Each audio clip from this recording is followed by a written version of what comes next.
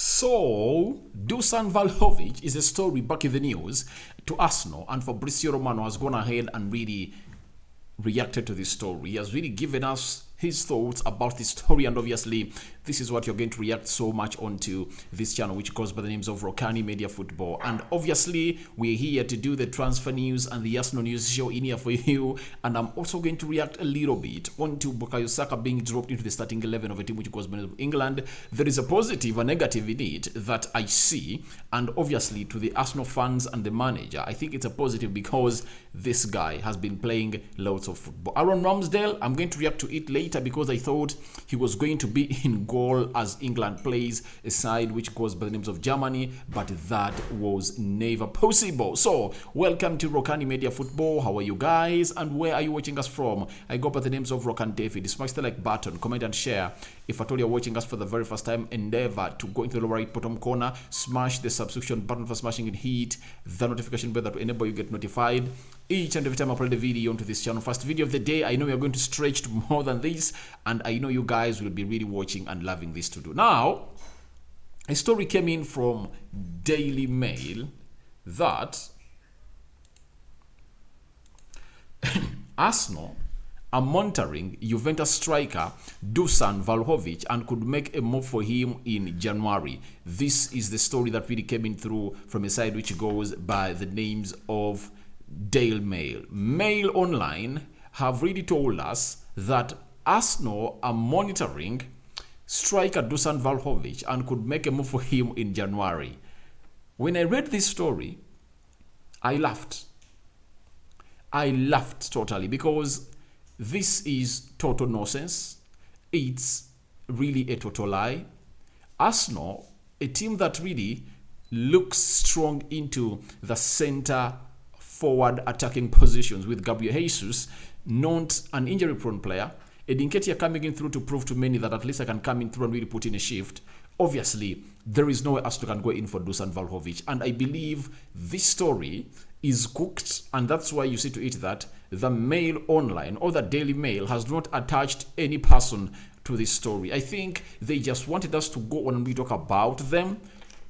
Reason being, you can't come out and tell a striker who is playing in the Champions League that you're linking him to Arsenal in January. If they said in the summer, it's possible because in the summer lots of things are really going to change. In the summer, loads of things are really going to change. Why? If Arsenal spent close to £121 million when they are not in Europe, that means next season in the summer they can go ahead and really spend more because they'll be having a lot of money that they would have gathered in from Europe. They can gather close to £30 million from that competition. So I believe if Arsenal goes that way in the summer, it would have been a valid story. But right now, I see no validity in it. And obviously, even FABRIZIO Romano has gone ahead and really say no to the story that is not happening. And he has gone ahead to give his own reasons that I'm going to show you later in here for you. But let me give you my submission. One, Dusan Vlahovic, it will be remembered that Dusan Vlahovic was wanted by Arsenal in the January of this year. That is 2022. And he really rejected Arsenal and went in for a side which goes by the names of Juventus. To me, I believe this is a blessing in disguise. Dusan Vlahovic rejecting Arsenal and snapping them, I think it was a blessing in disguise. One, he's not an injury. He's not a Premier League proven player, and we've seen very many players coming in from the Italian Serie A coming in into the Premier League, struggling to settle in. You know that very well. Look at Lukaku. He came back from Inter Milan to Chelsea. He knew the Premier League very well, but he flopped. So you couldn't go in and spend close to 80, because they bought him 80 million euros. 80 million euros, that is like 70 million pounds on a player of a caliber of Dusan Vlahovic, who had scored very many goals at the level of a team which goes by the names of Fiorentina, and you bring him at Arsenal because by the time Arsenal had lots of demands on it. And trust me, Edu's patience and Arteta's patience and waiting for the summer really helped them out, because I believe Gabriel Jesus is a very good addition to that side, because Jesus' way that has played at Arsenal has really rubbished all rumors, all blames on Mikel Arteta and Edu that they made a bad decision to really let Aubameyang go. The coming in of Gabriel Jesus has really given Arsenal a clean slate, and obviously the guy is proving very many that, please, I was the right guy to be bought by a team which goes by the names of Arsenal. So to me, I believe this story is fake, and don't take it as something right. It's fake, and even FABRIZIO Romano has gone ahead to rubbish this story by letting us know that stories of Dusan Vlahovic and links to Arsenal move for January have been described as wide off the mark by sources on both sides. Vlahovic only focused on Juventus, and Arsenal currently very happy with their strikers. And currently, you see, Fabrizio is telling you that currently it's like that.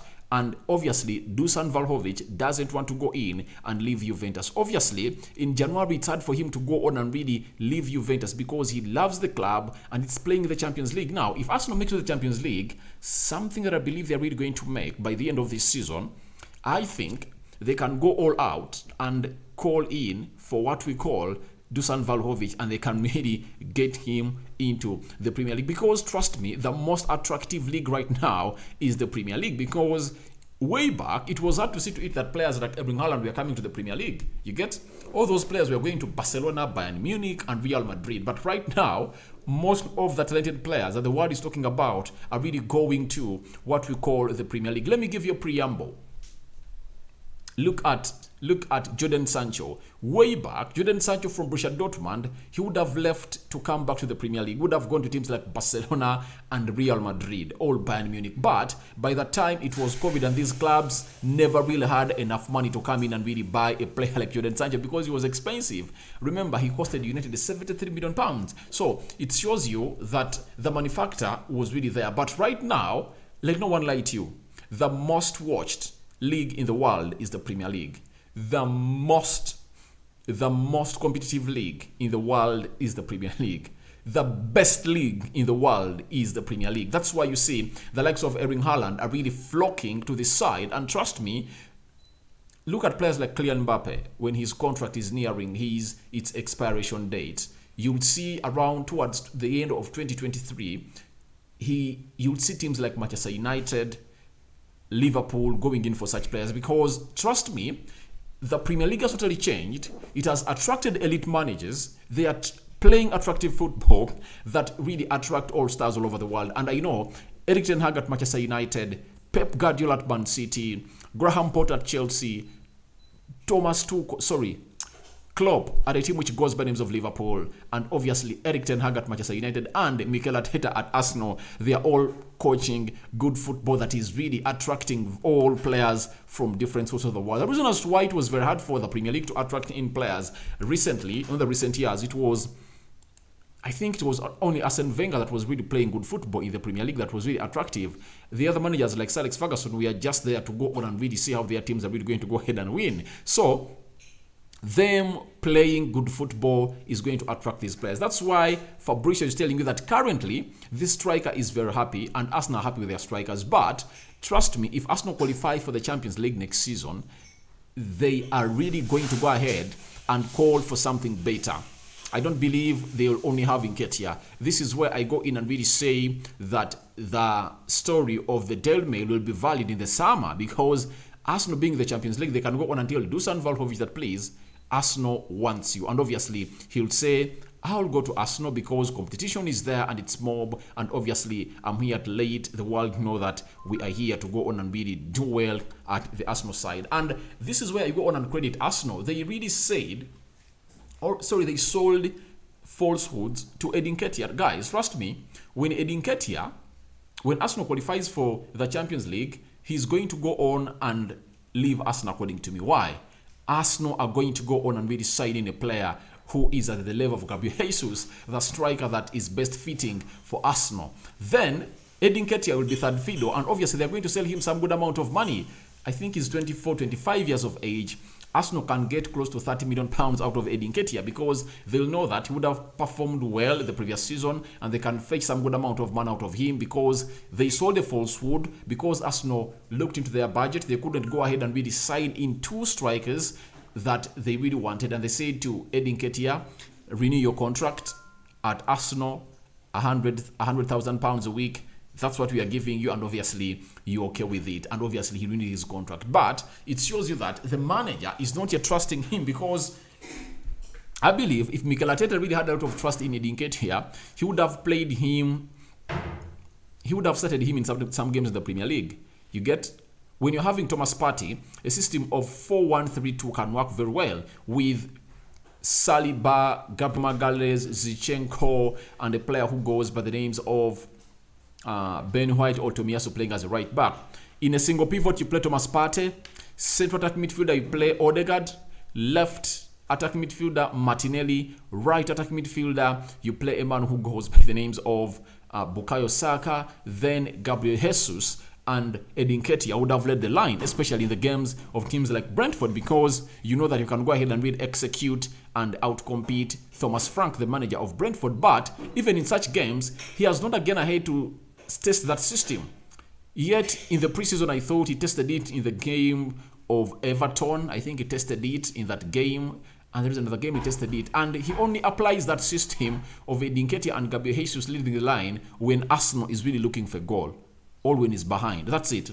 But he doesn't trust Eddie Nketiah, because if he was trusting Eddie Nketiah, he would have gone ahead and say, all right, this time around, let me rest Granit Xhaka and let me play with a 4-1-3-2 system. So I believe that Dusan Vlahovic story will get life in the summer. But in January transfer window, total lie from the Mail. So even Fabrizio has gone ahead to rubbish this, that the story is described as wide of the mark by both sides in the for you. And you know Fabrizio Romano, when he says things, he really says them and they really come into happen. Now today, I would like to come in and really call out Southgate on the first player of Arsenal in the English squad that hasn't played. That is a man who goes by the names of Ramsdale. Guys, trust me, amongst all English goalkeepers, I believe Ramsdale is a better breed. That's it. He's a better breed. But I'm asking myself, why isn't Southgate giving this guy a chance? I know Nick Pope has been really a revelation, a team which goes by the name of Newcastle, but trust me, there is a player, there is a goalkeeper, 22 years of age, playing for Arsenal. Arsenal is better than Newcastle. And I remember way back, players like Ben Foster, being at the club of Manchester United, only granted him to go on and really be included into the squad of England. Where did this respect go? And I see how far this guy has gone ahead to really downgrade the English national team. You get? When you look at the English national team today, how can a player who doesn't play in the top 6 really start? You get? Because they are players that are really doing great, and he has gone ahead to do another Bismo by really starting Harry Maguire and Luke Shaw. You get? And remember, he never called Ben White, an Arsenal player. I support Manchester United, but I don't see any reason why Harry Maguire, who has been on the bench of Manchester United ever since the game of Brentford, is called at the England national team. And obviously, a player who goes by the names of Ben White is out, who has been playing very, very, very well for Arsenal. So, for a man who goes by the names of Ramsdale, known to have been played in all of these games, it's really diabolical. It shows you how this guy is really not the right player, the right manager for a team which goes by the names of England. He's sticking with Jermaine Pickford. I believe 100% that Ramsdale is better than Pickford. You get? That's why I was fuming on my channel, which goes by the United Matters channel. When I saw a story linking us to Jordan Pickford, I said, what is United all about? What are we turning this club into? Because having Jordan Pickford, I rather stay with David De Gea or Dean Henderson. You get? No reason for bringing him. I don't really rate him. But a player like that, being rated by the manager because he's his soldier, is picked ahead of Ramsdale. And even today when he's away, Pope has been in the goal of England for the game of Italy and again for the game of Germany. That is something we should call out in here. And in my opinion, that is out. Ramsdale to be dropped in 2 games and not given a chance. That's out. That's out. We should call out this. And it shows you the favoritism at a team of England. That's why you see Harry Maguire starting. You get Declan Rice, Reece James, Sterling. You see, Sancho was not called. You get, I think Sancho is having a better season than Jack Grealish, and the manager is having his own soldiers he really believes in, and it shows you that he has already chosen a side before even he calls his 26-man squad that is going to the World Cup. That's how fun it is. That's how fun it is for this manager who is really English but is really ruining this team. And I really believe that England should go ahead and really sack him after the World Cup, because I really believe that England can go in and really put in a shift in the World Cup. But right now, I believe he has really shown me that England can't do anything in there for you. Beta. Now, Bukayo Saka, not started today, started in the game of a team which goes by the names of Italy and played some good minutes. I think he played close to 70 minutes and was really thrown out of the team. And I think who was brought in? There is a player that was brought in for side which goes by the names of England. So for him, I'm okay, because this guy has been playing every single Arsenal game since the 20th, since the month of May of 2021, meaning that he has not missed out on any Arsenal game. And most of these games, he has been playing 90 minutes. And he needed a rest. Playing against Italy, you just need to rest him this week and not to play some good amount of football, because you are putting his body onto an injury line. This guy, young, 21 years of age, playing all these games, there are so many for him. Someone will tell me that, but the likes of Pedri played the Euros, he played the La Liga, he played the Olympics, and then returned back and really played in the Nations League. But let me tell you, a player of a skill set of Pedri doesn't need a lot of energy to really thrive or really orchestrate his abilities on the field of play than a player in Bukayo Saka who really uses a lot of energy. The skill set of Bukayo Saka is limited, and one of the best attributes Bukayo Saka is having is his intensity and workaholic, and he's a workaholic. You know that very well. So that is his skill set. It's limited. So when you're talking about the skill set of a man who goes by the names of Bukayo Saka, you can't come in here and compare it to Pedri. Pedri is a talented player. He thrives so much in the final third of the opponent. You get, he doesn't really use a lot of energy on the field of play.